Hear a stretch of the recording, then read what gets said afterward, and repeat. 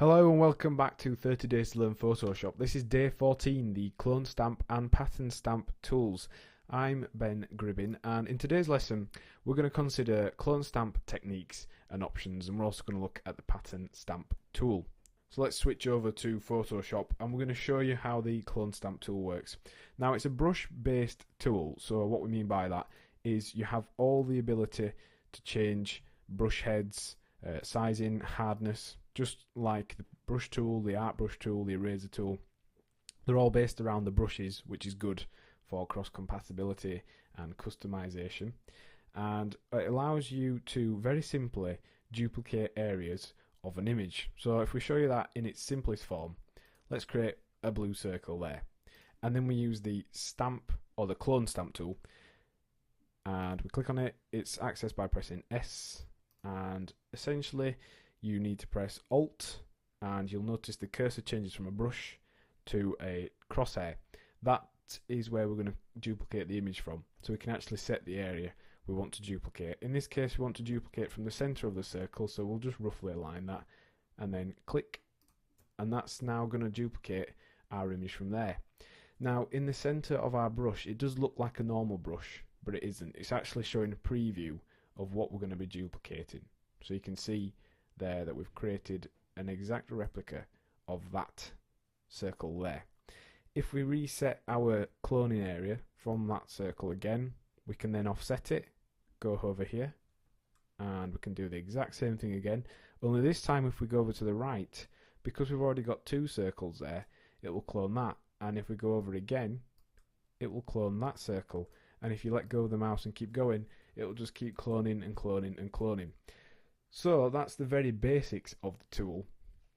How can it actually be used? Well, if you look at this old photograph here, it's been damaged, been torn, it's been ripped, it's faded, and using the clone stamp tool you can actually work your way around an image, recreate, reconstruct areas, and restore a photograph. That's one of the main uses of this tool. So if we just go on to this secondary image, this is one where we've half restored and half haven't. Now this side's had a bit of colour correction applied to it just to make it look a little bit stronger, but you'll see from the original to this one we've recreated corners, we've removed tears, we've repaired areas that actually technically didn't exist. So for example, in this hairline of the chap here, there's no hair in this white gap, and yet on our restored version it would appear as though he's got a fine head of hair with no seaming joints or seams. So that's done by using the clone tool, and let's just demo that for you so you can actually see how it works and start repairing photos of your own. Now it's got a wide range of options along the top. You can change your brush, as we've already said, change the hardness. In general, if you're repairing photographs and things like that, turning the hardness down helps to just blend in and also hide what you've been repairing. And for really tricky elements and things that you want to repair, you can change the flow and opacity as well, so you can just have superb fine control over how much it's going to be blended in. And also this option here for the layer you are selecting it from, if you do all layers it will actually clone an entire layer, whereas sometimes if you've got a couple of layers, for example, let's say we've got blue circle on one layer, we'll create another layer and put a red circle on it. If we have it set to the layer we're on now, so current layer, we can duplicate the red square, not the blue one. But if we set it to all layers, we can duplicate the blue square circle and the red circle. So that's what that option does. That's handy when you've got multiple layers. So let's jump in and start repairing some of these cracks and tears and things. In order to repair this area, we've set the brush quite soft, we've kept the opacity as it is, and you're going to do a lot of re-aiming your clone area. So we're going to start by fading in the hair with this crack, and this is all the clone stamp is doing really, sort of hiding, blending and merging elements together. And it does take a little bit of practice, a little bit of getting used to the idea, but all you need to do then, once you've got the hang of it, is just start painting out areas that you don't want to keep, and retaining and sometimes creating detail from elements of the photograph that technically don't exist. So things like the hair, quite complicated, a little bit more difficult. And what you're looking for are lines that you can continue, and either side of this damaged area we're going to borrow this hairline, and we're going to borrow this hairline, and then we're going to use some of the forehead colour, just pressing Alt and click on the area we want to copy from in order to be able to reconstruct that area.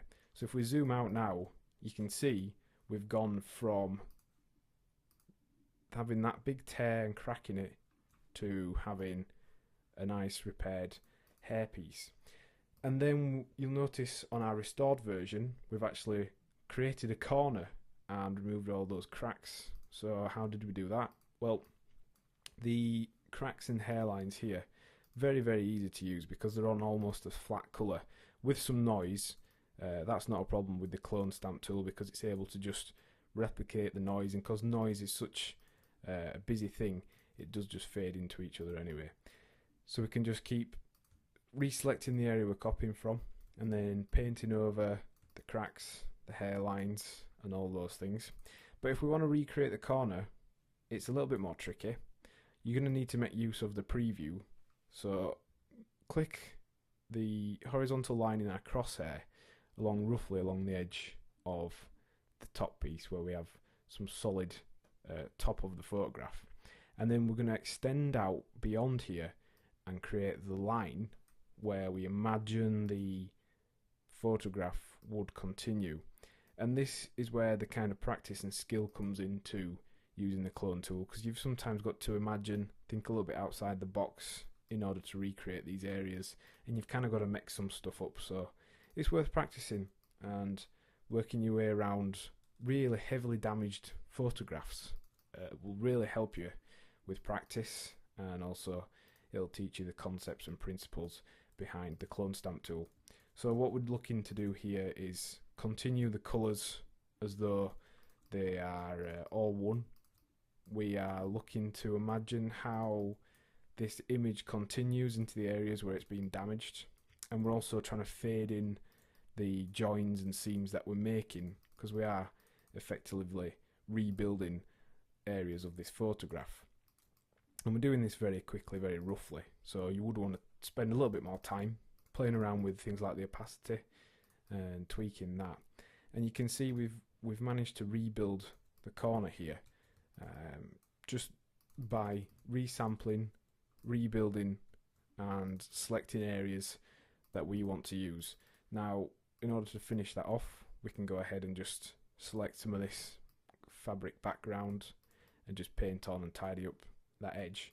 Then when that's printed out, fundamentally you won't be able to realise that any repairs are being made to that. So that's one of the main uses of the clone stamp tool. It's probably my favourite tool in Photoshop because it's very easy to use once you get the hang of, and it creates some really cool effects, helps you restore images. It's totally flexible, so we can use all the brush sets and things like that along with it. We can create some really cool restored photographs. Now the pattern stamp tool, again under S, Shift and S to switch between them, is similar to the clone stamp tool, only it clones in patterns. So if we actually select the whole of our image here and go to Edit, Define Pattern, press OK. When we then go to select our texture that we want to clone in over here, we can select our image, and we're going to show you something that you can use the pattern stamp for. Now normally it'd be used just to clone in a random texture. You can see Photoshop has lots of textures already built in, so you could just paint over and add in textures and things like that. But if we set on the impressionist setting and use a combination of different brush heads and different strokes of varying length, we can actually make a sort of what appears to be, let's just put it onto our photograph texture, what appears to be a hand drawn painting. So just clicking on one spot would create hopefully a pretty decent strong colour of that area, but then painting in the shapes and outlines with longer strokes helps start to build up this appearance that our image is created using oil pastels or is a painted photograph. So it's a cool effect. It takes a little bit of time to get used to, but with a little bit of practice and time, you can create images that look as though they've been painted by hand, and you can create very convincing, very good effects using this tool. So it's quite handy for doing things like that, and also just cloning in general patterns and shapes over the top of our images. So what have we learned in today's lesson? Well, we've looked at how to use the clone stamp to duplicate images, and also how we can use it to repair photographs. And we considered how we can use the texture clone tool to create a faux painted image, and also how we can use that to apply textures to files. And your task for this lesson is to find an image which has dust specks, which has tears or damage, watermarks, things like that, and experiment with removing the blemishes using the clone stamp tool. Next time on 30 Days to Learn Photoshop, we're going to look at the Magic Wand tool. Thanks for listening.